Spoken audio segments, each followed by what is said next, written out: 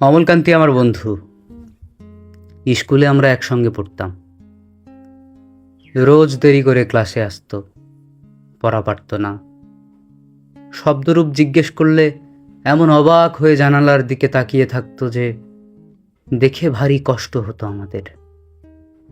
আমরা কেউ মাস্টার হতে চেয়েছিলাম, কেউ ডাক্তার, কেউ উকিল।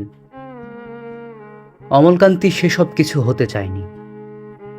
সে রোদ্দুর হতে চেয়েছিল, ক্ষান্ত বর্ষণ, কাক ডাকা বিকেলের সেই লাজুক রোদ্দুর, জাম আর জামরুলের পাতায় যা নাকি অল্প একটু হাসির মতো লেগে থাকে। আমরা কেউ মাস্টার হয়েছি, কেউ ডাক্তার, কেউ উকিল। অমলকান্তি রোদ্দুর হতে পারেনি। সে এখন অন্ধকার একটা ছাপাখানায় কাজ করে।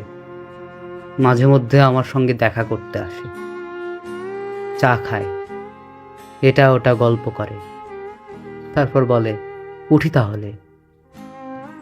আমি ওকে দরজা পর্যন্ত এগিয়ে দিয়ে আসি। আমাদের মধ্যে যে এখন মাস্টারি করে, অনায়াসে সে ডাক্তার হতে পারত। যে ডাক্তার হতে চেয়েছিল, উকিল হলে তার এমন কিছু ক্ষতি হতো না। অথচ সকলেরই ইচ্ছে পূরণ হলো, এক অমলকান্তি ছাড়া। অমলকান্তি রোদ্দুর হতে পারেনি। সেই